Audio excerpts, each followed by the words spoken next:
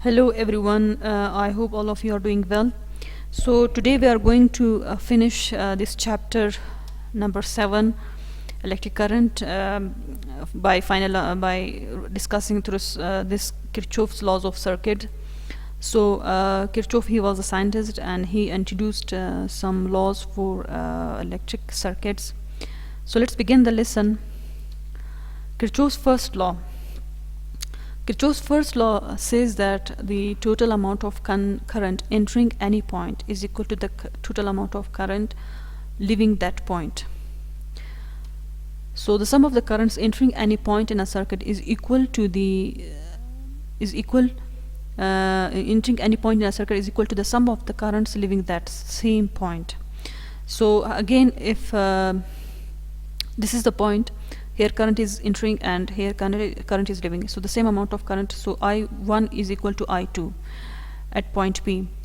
So in this figure you can also see that current here is entering this point and the current is leaving this point, and it is divided into two roots. So this I1 will be equal to I2 plus I3. So we can write that the total current entering at any point is equal to the total current leaving that point.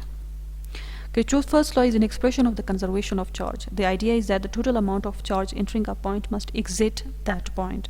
To put it another way, if a billion electrons entering any point in a circuit in a time interval of 1 second, then 1 billion electrons must exit this point in 1 second. The law can be tested by connecting emitters at different points in a circuit where the circuit current divides. So we can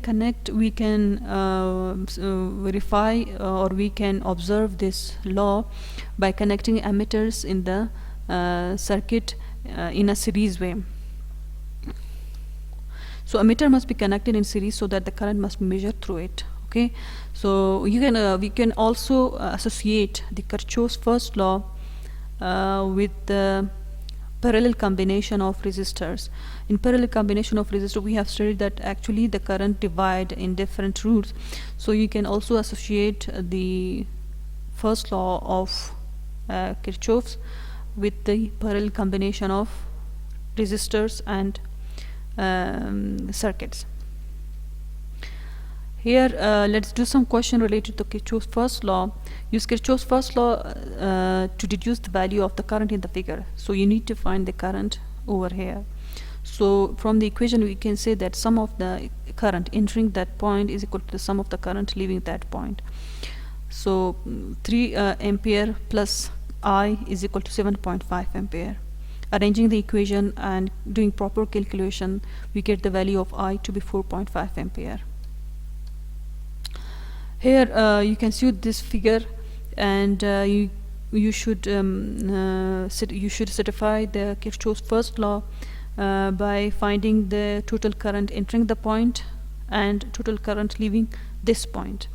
So the current which is entering this particular point is equal to 2.5 ampere plus 3 ampere plus 1 ampere. Adding these 3 points, we get the final value is 6.5 ampere. So we can find the total current leaving this point to be 4 ampere plus 2 ampere plus 5 ampere. Adding these 3 points, we get the current which is leaving this point is 11 ampere. So logically we can say that the total current which is entering this point is not equal to the total current leaving this point. So this figure does not satisfy the Kirchhoff's first law. Kirchhoff's second law says that the total energy is remained conserved by equalizing, by equating the electromotive force with that of the potential difference of each resistor. So this law deals with the electromotive force and voltage in a circuit, and so the sum of the electromotive force around any loop in a circuit is equal to the sum of the potential difference across the loop. EMF of the battery is equal to sum of the potential difference across the resistor. So we know that EMF is equal to potential difference. So E2 minus E1 is equal to IR1 plus IR2. Keep in mind that E2 minus E1 does not mean that we are deducting one EMF from another EMF. Here it means that one source of one electromotive force, both the electromotive force, they are opposite in direction. So it mainly, this minus sign indicate the opposite direction between these two electromotive force. Charge flowing around a circuit gains electrical energy on passing through the battery and loses electrical energy on passing through the rest of the circuit. From the law of conservation of energy, the total energy must remain the same. So this Kirchhoff's second law is basically associated with the conservation of energy, that the total energy, total electrical energy in the electrical circuit remains conserved. It is not wasted, not created. So keep in mind that we can satisfy Kirchhoff's second law by connecting voltmeter in parallel with the this in the circuit in order to find the voltage and electromotive force.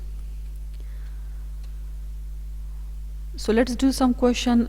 Use Kirchhoff's laws to find the current in the circuit in given diagram.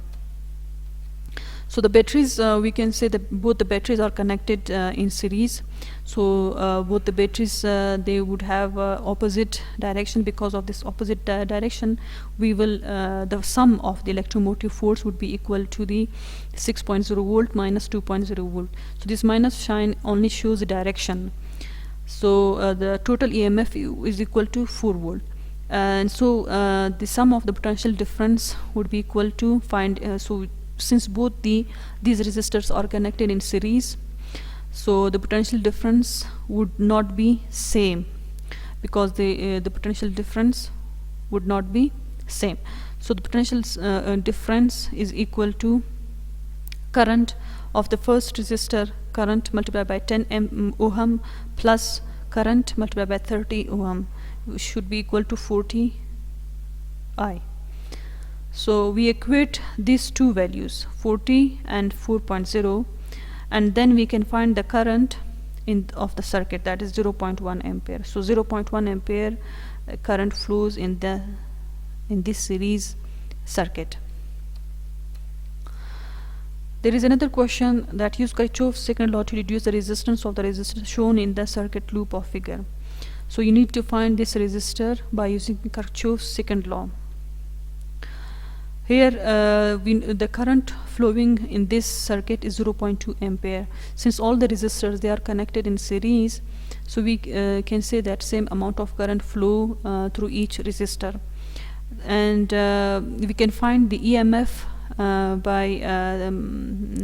by reducing 10 volt from 30 volt, and it comes out to be 20 volt. So we know that since the same current is flowing, so the voltage at across each resistor would not be the same, it would be different.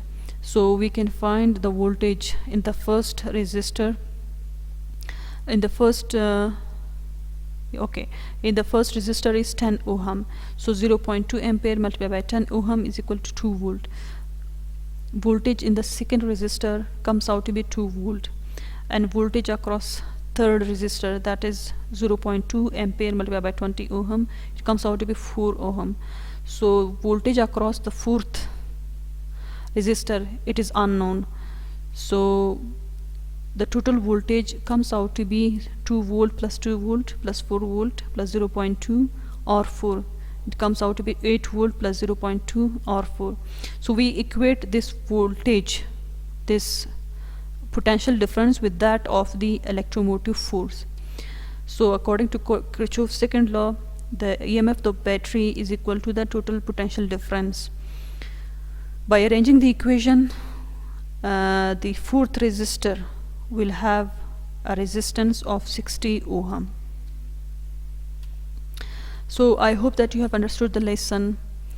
Do study and do practice the question. Stay happy and take care of yourself.